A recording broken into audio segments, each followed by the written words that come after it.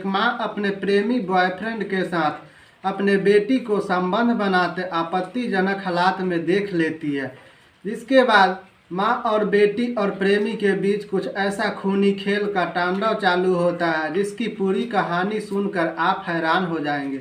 तो नमस्कार, आदाब, सत श्री अकाल। मैं आशुतोष सांडिल, आप देख रहे हैं क्राइम भूमि। दोस्तों, फिर से इस बढ़ती जुर्म की दुनिया में एक नई क्राइम कहानी लेकर आप सबों के बीच हूँ।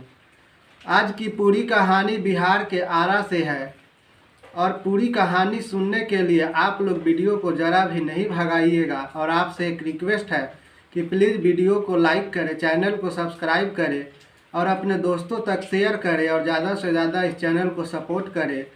मैं नए नए कहानी लेकर आप सबों के बीच आता रहूँगा और आपको कोई वीडियो में त्रुटि लगे किसी प्रकार के तो कमेंट बॉक्स में जाकर कमेंट करें। आपकी कमेंट पढ़ के मैं बेहतर से बेहतर वीडियो देने का प्रयास करूंगा।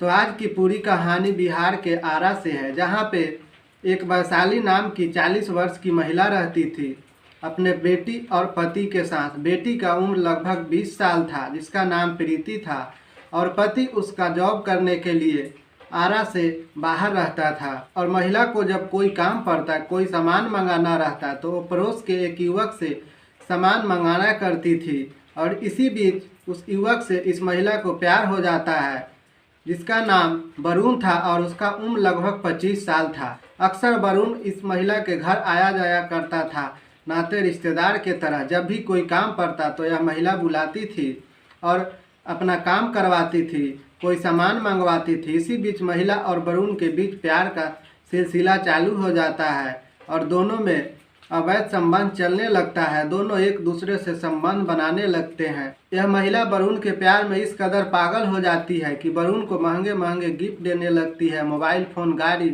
न जाने कितने महंगा महंगा गिफ्ट इस महिला ने वरुण को दिया था। लेकिन इधर महिला के प्रेम कहानी के बारे में उसके बेटी प्रीति को पता चल जाता है।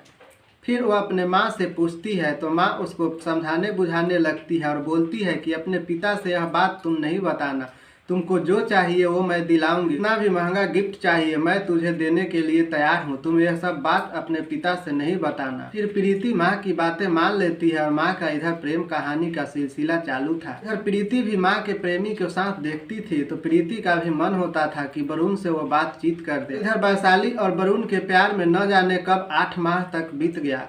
इधर वरुण वैशाली से परेशान हो गया था, अपना पीछा छुड़ाना चाह रहा था। फिर वरुण ने वैशाली से छुपकर उसकी बेटी प्रीति को प्यार का अपना प्रपोजल दिया।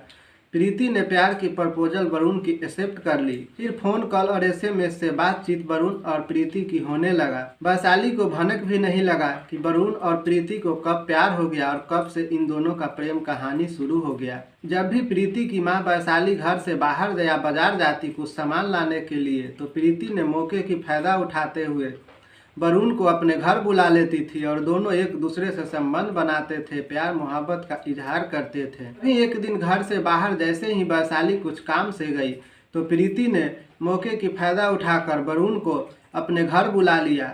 लेकिन वैशाली कुछ घर में सामान भूल गई तो वो लौट कर फिर अपने घर आती है कुछ सामान लेने के लिए। जैसे ही वो गेट की ताला खोलती है और अंदर प्रवेश करती है तो अंदर का नज़ारा देखकर वो चौंक जाती है। वैशाली देखती है कि वरुण और उसकी बेटी प्रीति दोनों एक दूसरे से लिपटे हुए संबंध बना रहे हैं। आपत्तिजनक हालात में देखकर वैशाली गुस्से से लाल हो जाती है और वरुण को मारती पीटती है और फिर भगा देती है और इधर अपने बेटी को भी डांटने फटकारने लगती है। कहीं वैशाली के मन में ये मलाल था कि मेरा प्रेमी मेरे बेटी के साथ संबंध बना रहा है। वैशाली ये सब देखकर गुस्से में थी और वरुण को हमेशा हमेशा के लिए अपने और अपनी बेटी की रास्ते से हटाना चाह रही थी। फिर ऐसे ही कुछ दिन बीतते रहता है। तभी वैशाली एक सुपारी किलर से बात करती है और उसे 12,000 रुपये कैश देती है और वरुण को मारने के लिए बोलती है। सुपारी किलर तैयार हो जाता है और वरुण के घर पे जाकर उसे ठोक देता है और गोली से मारकर मौत की घाट उतार देता है।